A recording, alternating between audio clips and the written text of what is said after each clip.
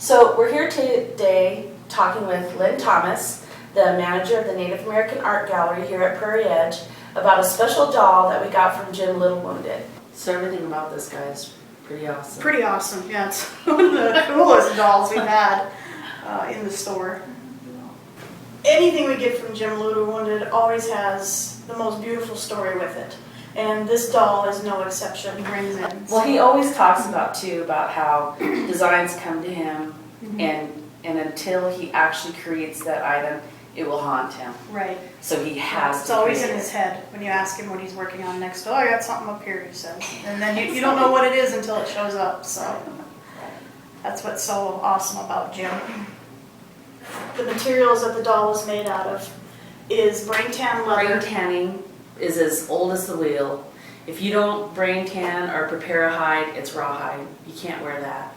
So you have to do something with the hide. And that's a frequently asked question, is how were hides softened? Well, every animal has enough brain in his skull to tan his own hide.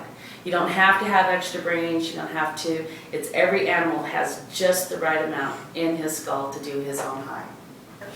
The shirt is brain tan. It's super soft. He's got a full set of leggings on that are brain tan leather. They've been beaded with glass beads. He's also included quill work. Here on the shirt, down the sleeves and down the chest there is quill work. And even his little moccasins down here on his feet. They have quill work on the top along with beadwork. Quill work predates beadwork by thousands of years. Thousands of years. It was way one of the before first. the Plains Indians beaded with glass beads. Yeah. Quill work was their historical medium for decorating their items. And before porcupine quills, it was bird feather quills. If you can imagine a time there were so many birds here, you could use the quills from their feathers to decorate your items. Jim has also quilled the bottom of his moccasins, which has a special significance. The misconception about moccasins that have been decorated on the bottom is that they were reserved for burial purposes. That's absolutely not true. The story from Jim on why his moccasins were beaded was in fact that this doll has proven himself as an exceptional warrior and a leader in his community, and he has been elected a leader. And what they did was they gifted him with a set of fully quilled moccasins, including the bottom. And at this point, they would have put him, had him sit on like a buffalo robe or a blanket, and other warriors from the camp would have carried him around as a symbol of his newly elected position.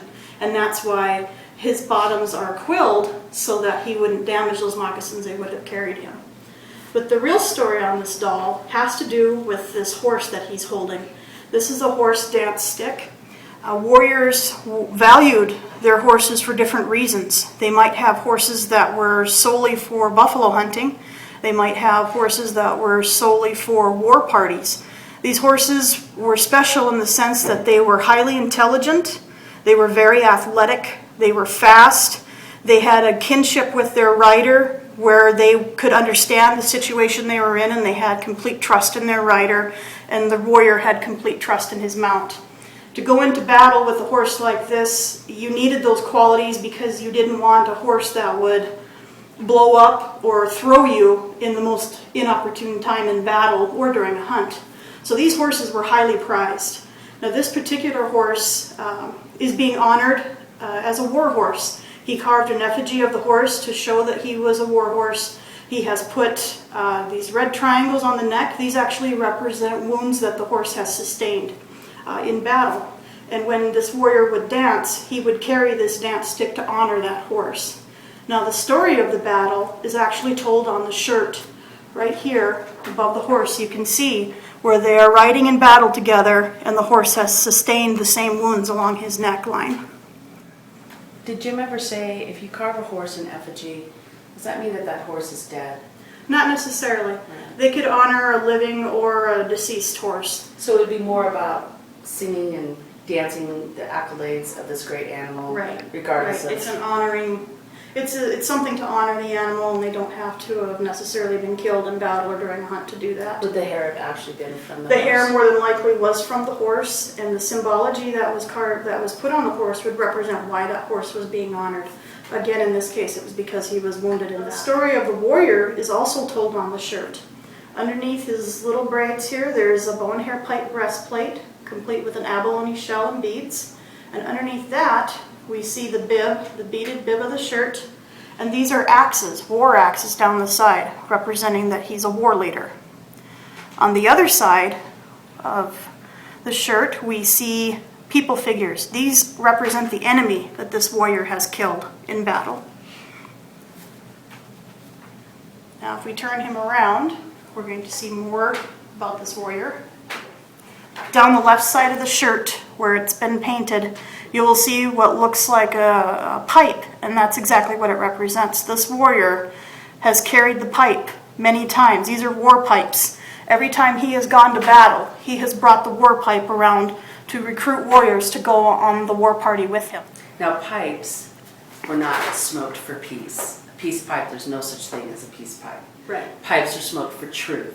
When you held a pipe in your hand and you smoked through that pipe, every single word that came out of your mouth was the truth, because you had to own up to those words. Right. And so when government officials would come to the Indians would have them sit down and smoke with them, believing that these people understood the responsibilities of smoking through a pipe and speaking words. That obviously those words must be the truth, because they knew that they were responsible for those words. Right. But the rest of the war shirt shows again enemy that the warrior has killed in battle. And then down below here you see horses. These are horses that he has taken from the enemy. And even feathers used, or feathers earned. Right. So, Even these here, the top of the shells, this is the abalone shell on the bottom, which would have come from the coastal regions. Sometimes they're actually found here on the plains, being that this at one time was a giant seafloor. Right. Very large abalone, the size of a basketball, have been dug up when they've done road construction. But up here in the top of the earrings, it's what's called dentellum, and those are actually another small shell. They also call them a tooth mollusk. And again, that would be something that would be a hot trade item. You would be willing to part with something very valuable to get enough of those to make something out of it. So, thank you. You're That was awesome. Yeah. It's a pleasure.